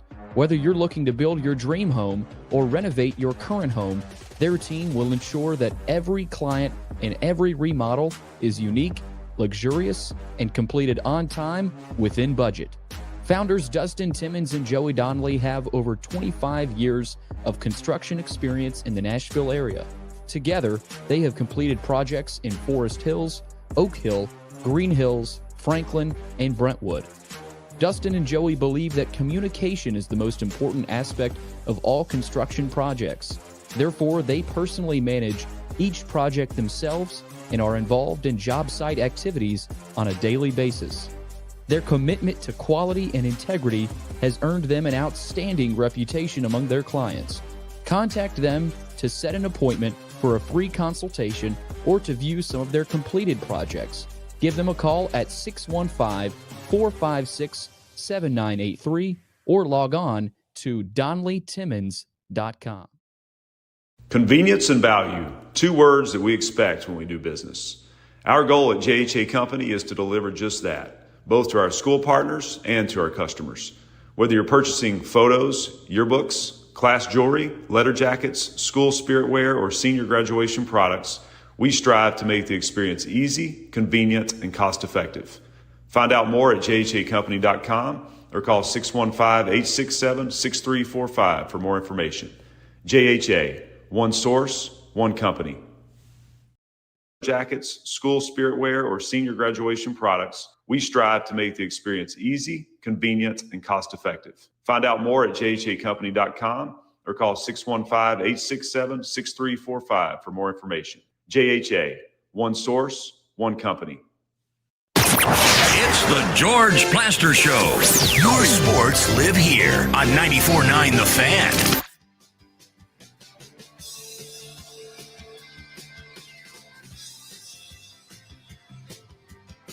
We are back. We wanted you to be able to hear the Mike Borgonzi press conference pretty much in its entirety. And we went to the commercial break, and now we'll go back into this. I think it's important for you all to be able to hear exactly what he's saying, the way he's saying it, and not just simply read it in a quote. So here goes. Valuable asset, that could be traded. Well, you have to weigh those options, and you say it's a business, but like when you weigh those options, you look at it and you say, what do we have here? And he's a pillar here in this organization for what you want, and he's one of the best players in the league at his position, and the way he works every day at practice, I don't know if I've seen a defensive lineman superstar like him, just empty the tank every day at practice. It's impressive. And when your best player does that and younger guys look to him, that's what you want. That's what I'm talking about, being a standard. Mike, in talking about building culture fit, obviously you drafted Cam #1 overall, and you feel like he brings the intangibles you're looking for. Yes. That can be a franchise quarterback. But what do you see from him so far? Because it looks like he has struggled probably more than most #1 overall picks should entering the league. He looks like a rookie quarterback playing on, a team that had the #1 pick last year, and he is he's developing, and he's developing with a lot of other rookies too as well, right? So we have 2 rookie wide receivers out there playing, Jim and Alec. We have Gunnar playing out there. So they are learning together, and they're only going to be better because of it. And I have full confidence that Cam, because of his work ethic, because of his drive, that he will fix things that he needs to fix, just like every quarterback in this league, though. And I have full confidence that he's going to get there. You promoted McCoy to interim. Yep. Part of the rationale there was not to disrupt the defense with Denard, not to disrupt special teams with Bones. Yep. Those things have been disrupted by trade. Defense certainly has been disrupted by trade. Yeah. Those guys seem to have a little bit more fire than Mike, who's punting from inside opponents' territory. You're getting more conservative coaching from Mike than you got from Brian. What do you think of the job that he's given? I think Mike's doing a great job holding everything together here under the circumstances, Paul, really. And Denard is a hell of a coach. And I have conversations with Denard all the time. And, before we made these trades, it's not like we make these trades and don't have conversations. And is he going to agree on all the trades? No. But I think at the end of the day, he understands it. And he understands that he has a job to do, but, you say you got a job to do, that's your responsibility to do the job. But, his willingness to still do the job is why he's a good coach. Wouldn't you like to see things be a little less conservative, given that you guys have nothing to lose in terms of the approach from the head coach? Yeah, I mean, you still have to make smart decisions out there. He's the head coach, and he's going to make decisions that he feels best for the team. And when there's opportunities to be aggressive, we'll be aggressive. But Mike's done a tremendous job here under the circumstances here too, of being the head coach here. You look at Jeffrey Simmons, like you mentioned him as a top player, and you look at what Denard has been able to do, and then you trade away Draymond Jones.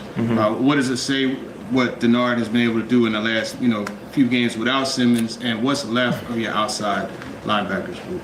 Yeah, no, he's done a tremendous job. He's a great coach. We had 6 sacks last week, and we have Arden coming back here, hopefully here after the bye. So having Arden back, and eventually we'll get Jeff here back. We'll see how he looks here after the bye. But tremendous job. The whole staff has really. Tony Oden, his willingness to work with younger corners and guys that we claimed off the waiver wire, because of losing guys from trades and, injuries with Snead. So it's been difficult for them, but like I said, like they come in here every day, and their willingness to work and try to get these guys better, has been impressive. Because like I said, I've been in other situations before, where, you're losing, the culture in the building's bad. But I don't feel that here. I don't. Some other things you've seen, Mike, I guess, from the draft class, and how unfortunate, I guess, that Femi had the injury he did that kind of halted his progress. What are maybe some of the other highlights from the draft class? Yeah, I mean, I think they're all contributing. Obviously, Cam's a starting quarterback in the league here that has some really good moments, really high-level throws. And once he puts everything together with some consistency, which I think he will. But he's been impressive. His leadership's been impressive. Like I told you, the whole group's been impressive in terms of the leadership. Kevin, coming off the ACL, basically under a year, and then we got him back out, had a little setback, but he's starting to play and come on, and you see flashes of it. His speed, his athleticism. And then, the three guys we took in the fourth with Alec and Chim and Gunnar have all contributed. And, DK, I think, leads the league in all-purpose yardage right now. The punt return he had the other week, you talk about a dependable player now. That's what he exemplifies. And Gunnar, you've seen in flashes. He's going to be, a really good player for us in this offense. And then, Jackson is on the active right now in a reserve role and just hasn't had a chance. And Mullings was doing some good things on teams before, he had the ankle injury. But, really happy to see their progress so far. You talk about earning the trust back with the fan base. One thing that I think the fans don't trust is with the dynamic between you and Chad and kind of the opaqueness in terms of what your responsibility is and what Chad's responsibility is. And when it comes to trusting this team to get it fixed, Chad has been here for a lot of the recent mistakes that were made in some capacity or another. So what are the job responsibilities, and why should the fans trust you and Chad to get it right? It's a good question, and it's a fair question. And with Chad, I can go back to when we were in Kansas City. There was a few of us that were on that staff there that ended up being 2-14. I think that 2012 year. It was myself, Ryan Poles, Brant Tillis. Ryan Poles is GM now. It's Bears. I'm here. Brent Tillis is a VP of operations with the Carolina Panthers. So what I'm trying to say is that, even though there's, we were losing at the time, there's still really good people in the organization. I get the question. I do. And Chad is invaluable to me. Chad hired me, Amy hired me to really construct the roster. That's what they hired me for. And they empowered me to do that. And what Chad does is, he has knowledge in scouting. He's got knowledge in the salary cap, strategy. Chad is really smart. And Chad supports me with all the decisions that I make. And it's no different in every other organization. You could say the titles and who's above who. It's the same structure in every organization. You got the GM, you have your, VP of strategy cap, and then you get the head coach. And whatever title you want to give them, those are the three people that work together to make decisions. And there's no one person that, if he's got the 53, I'm going to go rogue and just make a pick. But they empowered me to make those decisions here, to draft players, to sign players, to construct the roster. So fair question. I get it, Jared.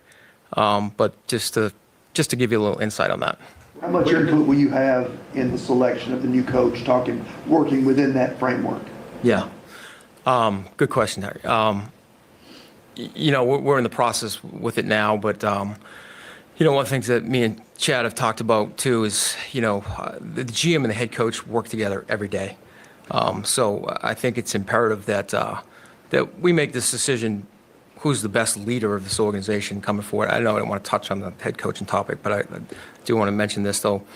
But, me and Chad have had conversations, and it's important that, it's a fit, not only fit for the organization. We want a leader here. I don't care if it's defense, offense, that they have a working relationship with the GM, myself.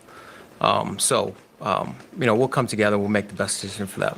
Where has Snead been since the injury, and would you expect him to play again this season? Yeah, I just saw LJ yesterday. He's doing great. He's rehabbing.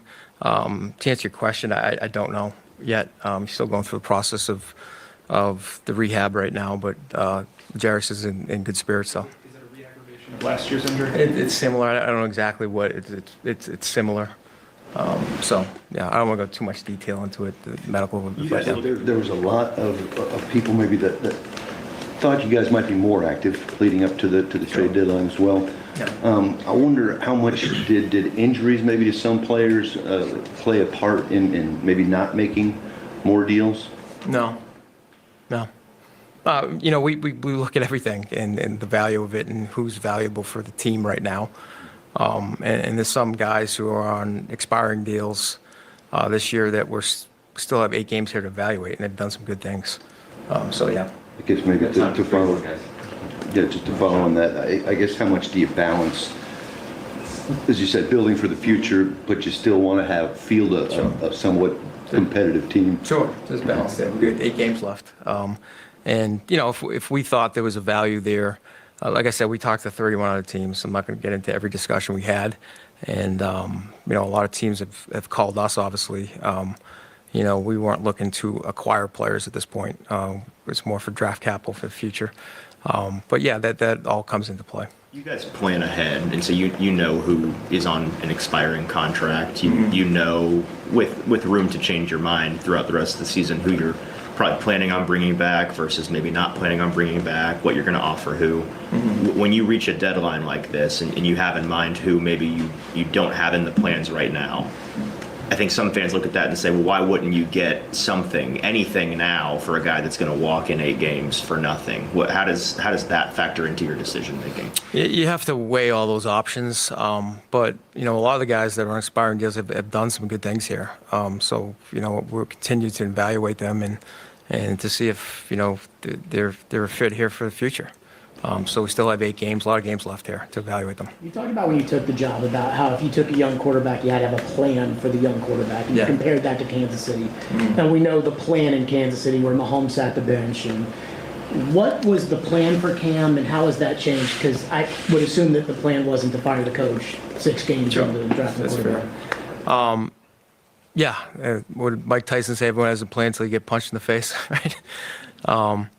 But yeah, I mean, there's a plan for him, and the plan right now is for him to still develop, and he has been developing. And I give credit to Nick and to Bo and to Mike on his development. That's part of it, the development plan. Now, will the offense change next year? Maybe, but in terms of the fundamentals, the mechanics, understanding how to play the position, I think we have some really good coaches here to develop them. With the amount of cap space you're going to have next year, and with the thinness of the roster, how much are you and your department forecasting at this stage what you might be doing with that money, given who's scheduled to become available? Yeah, I mean, we're starting free agent meetings here in the early December. But we've been watching the free agents and building a board similar to a draft board with free agents in the league and trying to figure out their market value and trying to figure out our needs at the end of the season. So all that goes into it. Yeah, so, I mean, those discussions are going on right now, Paul. How much can you do there realistically, given what reaches market at the prime positions where you need help? Yeah, I mean, we can do, we have a lot of cap space. And like I said, we're going to have to, that's why it's hard when you have the philosophy.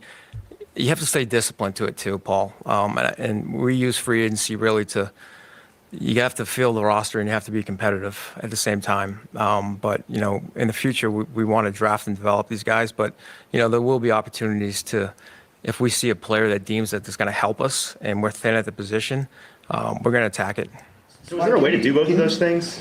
Be a draft and develop team, not want to try to buy a roster, do the thing in free agency we see teams do and fail to do, but still have so much money you have to spend? Yeah, I mean, there's a balance to that, right? There is a balance because you have to see where the locker room's at, how many young players you have on your roster at the time. And in my, I guess, experience, and listen, there's all different ways to build a team. I'm not knocking anyone else on how they build their team. It's just our philosophy. It's built through the draft, and there's going to be opportunities to supplement players when you feel you have to. But you certainly want it to be, having your roster consist of more younger players that are drafted to really build the culture you want.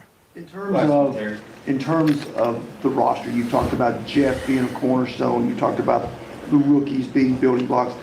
How many building blocks do you feel like you have on this roster currently? Is it 20, 15?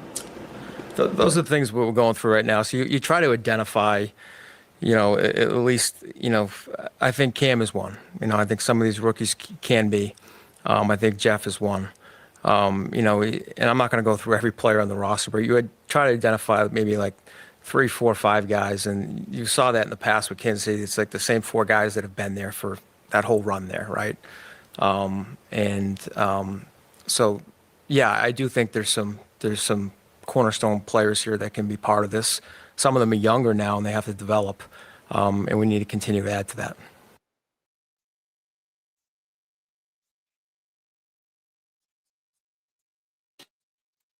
Okay, for those of us looking for some light at the end of the tunnel, I present Mike Borgonzi. Man, I thought he handled himself beautifully in that press conference. Now, that doesn't guarantee that results in the future are going to be great, but I think we all want to give this guy the benefit of some doubt based on the fact that he's come from a program, last I checked, does a hell of a lot of winning, and he's been around some pretty smart people. I like the way he handled it. Yeah, and I don't think Titans, their anger is directed at Mike Borgonzi per se, since he is so new, and the early returns are he's hit on guys like Chim Dike, L.A.K. Manor, Gunnar Helm. You're hopeful Cam Ward's going to be the face of your franchise moving forward. I think the anger is more so directed at ownership and Chad Brinker, the coaching situation, all of that. But Mike Borgonzi, it's clear that he is the best football guy in the room, and hopefully he'll be the guy leading the coaching search. Yeah, I would. I'll say this: I would put Chad Brinker in the deep freeze, press conference wise, and bring Mike Borgonzi out there more often. Yeah, no, it's so great when you don't have someone hovering over your shoulders, watching every word that you say. That you're just allowed to speak freely, and that was the most candid I thought Mike Borgonzi's ever been. Well, it's He's very really. honest. I mean, how many shots has he had to really talk to us without the substitute teacher sitting next to him? Not many. I mean, really. Maybe one that I can recall. Maybe. So as for content, I don't think he pulled a lot of punches about the fact that they're not very good right now. It also sounded to me like what he was saying was that not many people wanted who they have. No, that's why I don't think that you look and see what the New York Jets did yesterday. Well, they have star power and they have guys that people want. Outside of Jeffrey Simmons, who on the Titans would a team want? I would assume that Calvin Ridley would have some level of value. Certainly not off of anything he's done here, but in his past, he's been a pretty decent wide receiver. He's certainly not a number one. He hadn't played enough, even when he does, get out there, to put number one numbers up there. You got the one glimpse of something better in Arizona. They've got 2 or 3. I am surprised they didn't move more people, but they know better than I do whether anybody wanted them. Yeah, I think it's kind of unfortunate about Draymond Jones, but at the same time, I understand because he was so good against the Chargers. And if you get a 4th-round pick out of that, that's way higher value than what he would have had in the preseason. Amani Hooker was another guy that I was thinking about, maybe even a Tony Pollard or an Arden Key, but I'm surprised they didn't make more moves. I think fans have got to sort of divide some things up here. If you're looking for pleasure with this season, forget it. There isn't going to be a lot. This roster isn't very good. Your head coach can't figure out what everybody else in the league is doing, and that is you go for it on fourth down when you get in the other team's territory. I'm with Paul when he asked the question, what do you got to lose? George, my mentality is you can keep up for a half, but the Titans are going to get out talented by everybody they play, and that's not necessarily the player's fault. It's more so on the people putting the roster together. But if you're going to go down, at least go down swinging. Don't lie down and give it to them. Yeah. I want to welcome this week a brand new sponsor to our show, the Dr. Gill Center for Back, Neck, and Chronic Pain Relief. Let's face it, a lot of people as you get older, and that might include me, even though I don't want to admit it, when you get older, there's going to be pain.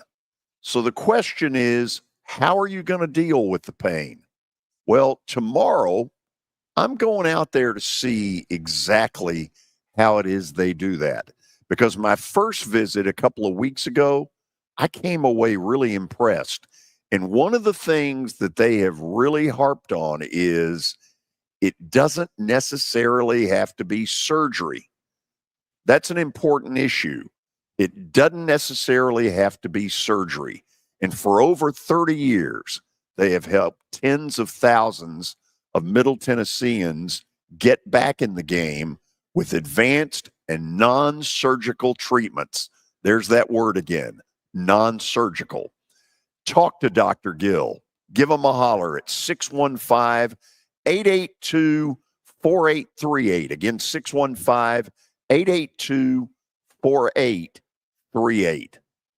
Do we have good news to end the show? God, I hope so.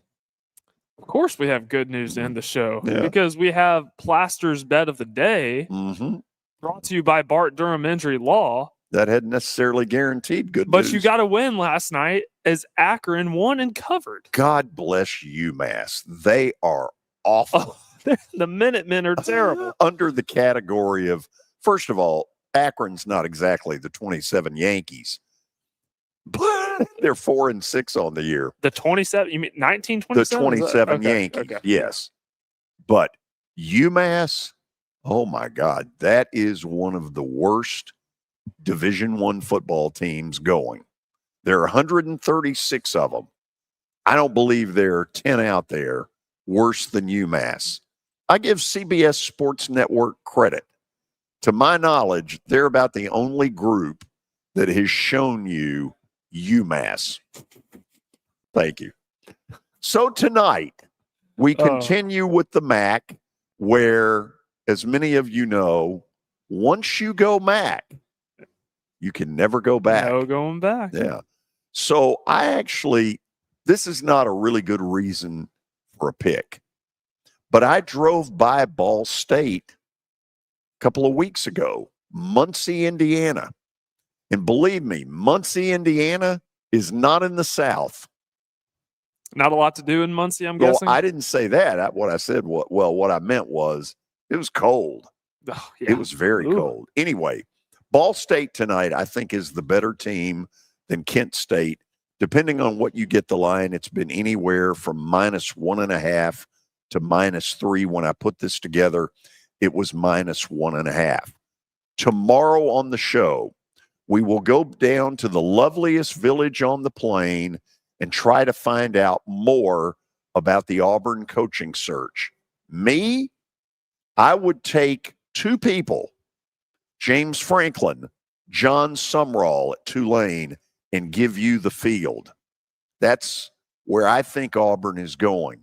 And then at 4 o'clock tomorrow, underdog picks. And as I look, it's never been tighter than it is right now. It's a fun race that's headed to the wire. For Kelly Holcomb, for Parker Kelly, I'm George Plaster. Thanks for being with us. Keep Kelly and his family in your thoughts and prayers. See you tomorrow.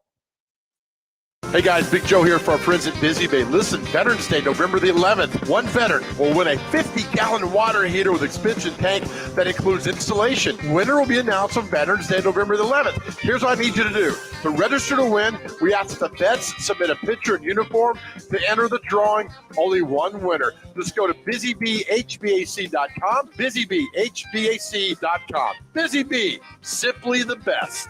Call 775-7833. I was a police officer and a motorcycle cop for 20 years. I was an accident reconstructionist.